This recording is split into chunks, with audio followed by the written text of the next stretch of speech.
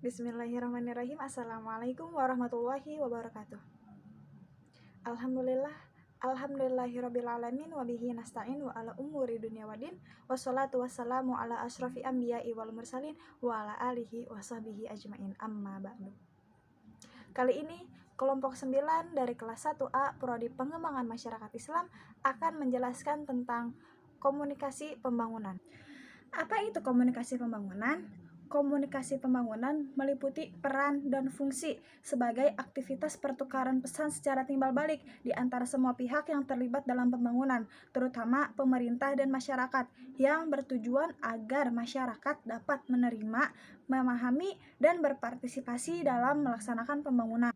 Sebelum mengetahui lebih lanjut apa itu komunikasi pembangunan, saya akan menjelaskan tentang arti komunikasi dan arti pembangunan.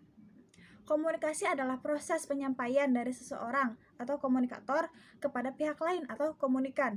Nah, pembangunan adalah perubahan atau perbaikan menuju ke arah yang lebih baik.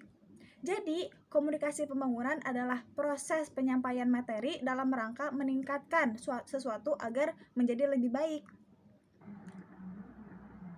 Komunikasi pembangunan adalah suatu ilmu yang dipelajari secara spesifik mengenai penerapan konsep komunikasi dan teori yang diperuntukkan untuk keperluan program pembangunan. Mengutip pernyataan Hedebro tentang 3 aspek komunikasi dan pembangunan yang berkaitan dengan analisanya. Komunikasi pembangunan jika dilihat dalam arti yang luas. Komunikasi pembangunan meliputi peran dan fungsi komunikasi sebagai suatu aktivitas pertukaran peran secara timbal balik di antara semua pihak yang terlibat dalam suatu pembangunan, terutama pemerintah dan masyarakat, sejak dari proses perencanaan, pelaksanaan, dan penilaian terhadap suatu pembangunan. Komunikasi pembangunan dalam arti yang khusus adalah segala upaya dan cara serta teknik penyampaian pesan atau gagasan dan keterampilan-keterampilan pembangunan berasal dari pihak yang memprakarsai pembangunan yang ditujukan kepada masyarakat luas. Dalam rumusan Gomez dalam Nasution 1996 halaman 128, komunikasi pembangunan merupakan disiplin ilmu dan praktikum komunikasi dalam konteks negara-negara sedang berkembang, terutama kegiatan komunikasi untuk perubahan sosial yang terencana. Saya di sini ingin meneruskan penjelasan tentang komunikasi pembangunan yang telah disampaikan oleh teman saya. B. Unsur-unsur komunikasi pembangunan. Komunikasi pembangunan memiliki 5 unsur. 1. Source atau pihak yang menyampaikan pesan. 5. Message, sesuatu yang disampaikan. 3. Channel atau saluran yang digunakan. 4. Receiver atau pihak yang menerima pesan. 5. Efek atau dampak yang ditimbulkan. C. Fungsi komunikasi pembangunan. Komunikasi pembangunan bersifat timbal balik, mementingkan adanya dialog antara kedua belah pihak yang memberikan atau menyampaikan pesan dengan pihak yang menerima pesan, dan antara halayak sendiri. Menurut Hedebro 1979 mengidentifikasikan 3 aspek komunikasi dan pembangunan yang berkaitan dengan tingkat analisisnya, yaitu 1. Pendekatan dengan berfokus pada pembangunan suatu bangsa dan bagaimana media komunikasi dapat menyumbang dalam upaya tersebut. 2. Pendekatan yang memahami peranan media massa dalam pembangunan nasional. 3. Pendekatan yang berorientasikan kepada perubahan yang terjadi pada suatu komunitas lokal atau desa. Dalam karyanya Satcham 1964 merumuskan tugas pokok dalam komunikasi pembangunan nasional, yaitu 1. Menyampaikan informasi tentang pembangunan nasional kepada masyarakat. 2. Memberikan kesempatan untuk mengambil bagian secara aktif dalam proses pembuatan keputusan kepada masyarakat. 3. Mendidik tenaga kerja yang diperlukan pembangunan. D. Teori-teori komunikasi pembangunan. 1. Studi Daniel Lander. Lander dipandang sebagai orang pertama yang melakukan studi pengupas tentang hubungan komunikasi dengan pembangunan. Studinya tersebut diterbitkan dengan judul The Passing of the Traditional Society pada tahun 1957. Lerner melakukan studi 6 negara kawasan Timur Tengah, yaitu Turki, Lebanon, Mesir, Syria, Yordania, dan orang inti. Dari kawasan Lerner adalah menganalisis hubungan antara tingkat urbanisasi dengan tingkat melek huruf. Dengan penggunaan media massa dan partisipasi masyarakat dalam kegiatan politik. Menurut modernisasi, suatu bangsa dimulai dari terjadinya urbanisasi. Kemudian, urbanisasi akan meningkatkan melek huruf. Lalu, meningkatkan penggunaan media. Yang selanjutnya, meningkatkan partisipasi politik masyarakat.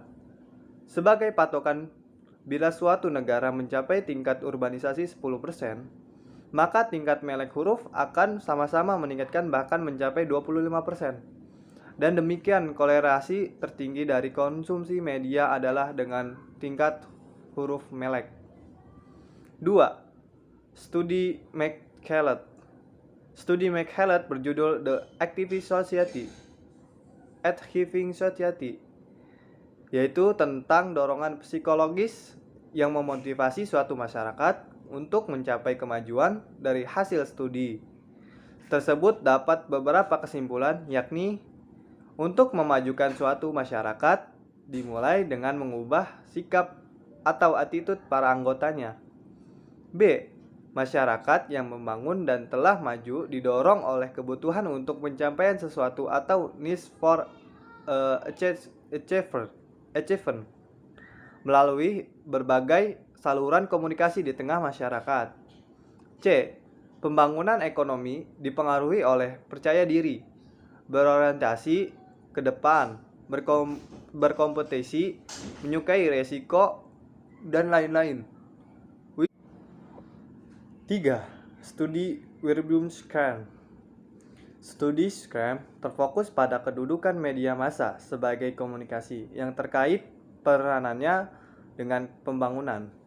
Dalam laporan yang berjudul Mass Media and National Development, The Role Information in Developing Countries pada tahun 1964, yang pada pokoknya mengemukakan bahwa media massa dapat membantu dalam beberapa hal, yaitu menyebarluaskan informasi tentang pembangunan, mengajarkan melek huruf, serta keterampilan lainnya.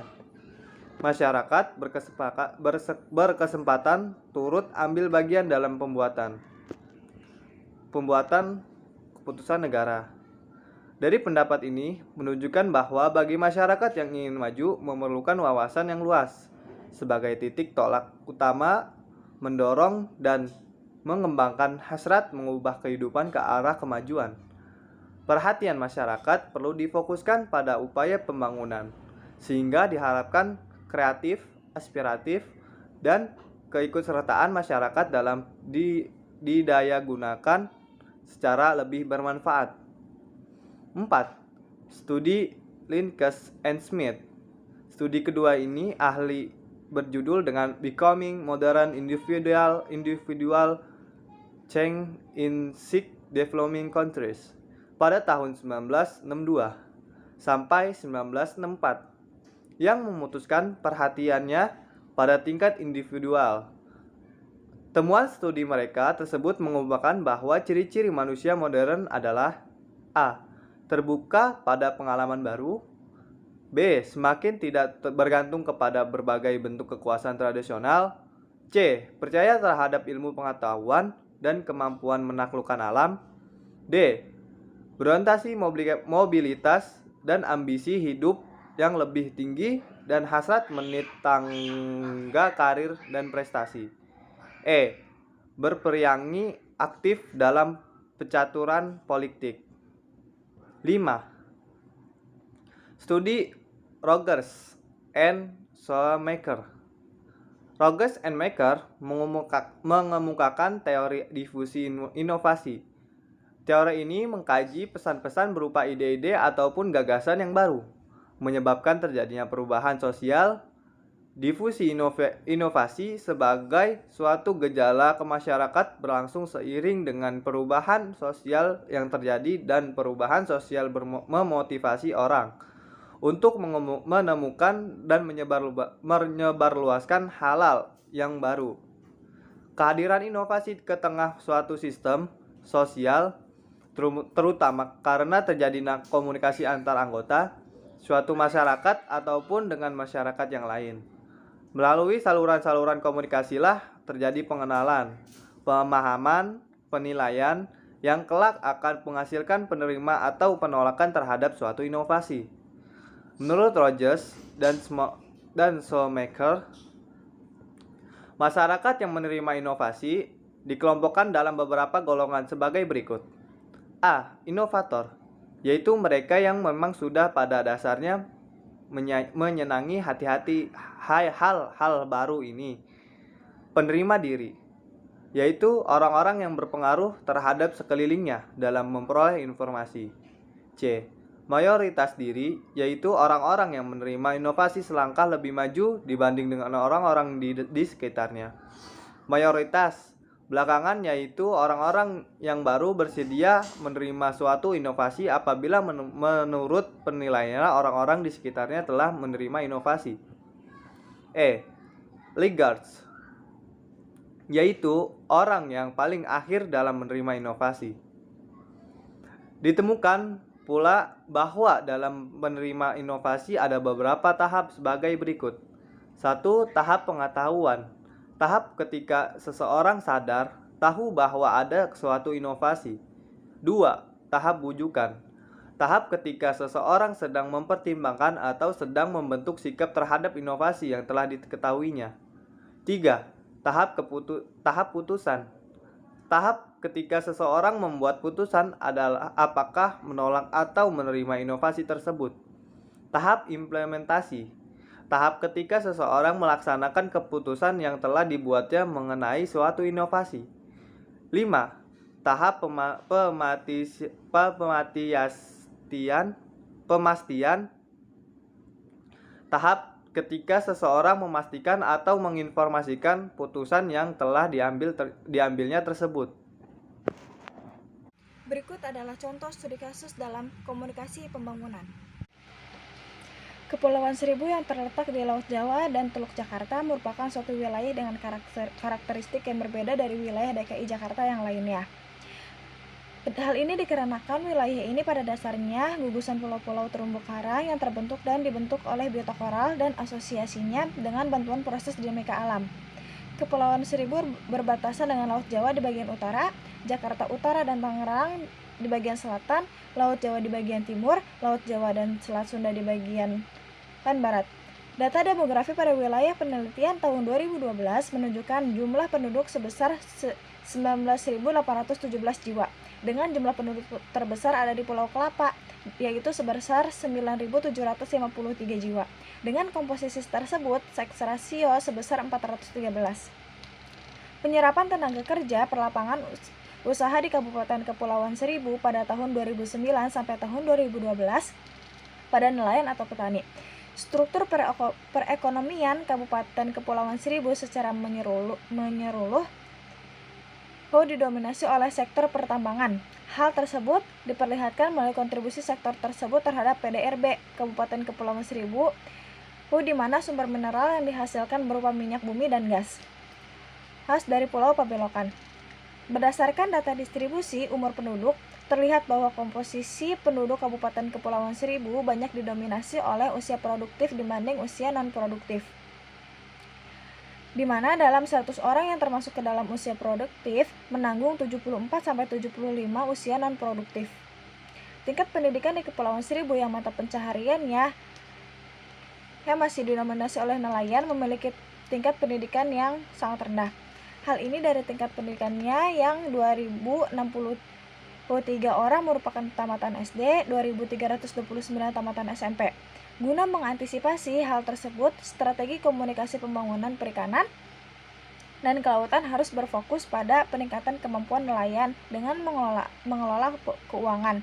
Dan yang paling penting adalah perubahan sikap dan perilaku yang positif, memanfaatkan kekayaan bahari nelayan memiliki pendapatan yang bersifat fluktuatif. Hal ini dikarenakan pendapatan nelayan sangat tergantung pada kondisi alam.